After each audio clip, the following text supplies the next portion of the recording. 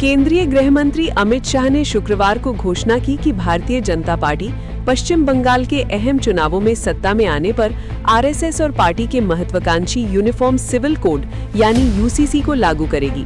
शाह, जो बंगाल में मतदान से पहले पूरी ताकत झोंक चुके हैं, ने साफ शब्दों में कहा कि बीजेपी के सत्ता में आने के 6 महीने के भीतर यूसीसी लागू कर दिया जाएगा।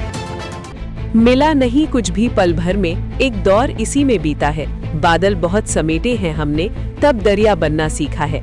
ये पंक्तियां कवि संदीप द्विवेदी की पुस्तक रोने से कुछ होता है क्या से ली गई है। ये पंक्तियां मुकुल चौधरी के पिता दलीप चौधरी का व्हाट्सएप स्टेटस भी है।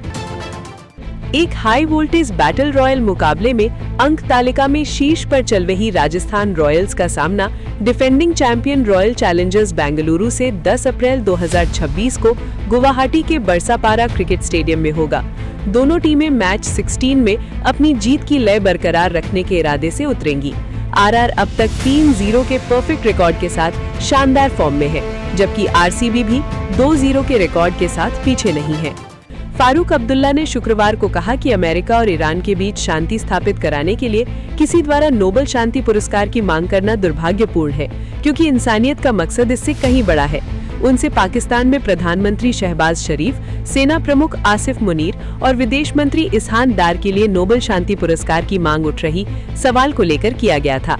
अब्दुल्ला ने श्रीनगर के हजरत बल श्राइन में जुमे की नमाज अदा करने के बाद पत्रकारों से कहा कि कोई नोबेल पुरस्कार के लिए काम नहीं करता, बल्कि इंसानियत के लिए काम करता है। जो लोग नोबेल पुरस्कार की मांग करते हैं, ये दुर्भाग्यपूर्ण है। नोबेल पुरस्कार से बड़ा एक मकसद है, वो है इंसानियत की सेवा।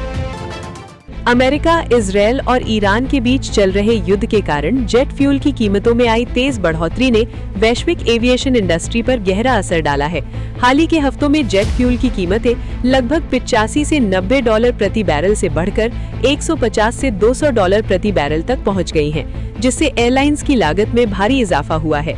एविएशन सेक्टर में ईंधन कुल ऑपरेटिंग खर्च का लगभग 20 से 25% हिस्सा होता है। ऐसे में इस बढ़ोतरी ने एयरलाइंस को किराए बढ़ाने और अपने वित्तीय अनुमानों में बदलाव करने के लिए मजबूर कर दिया है।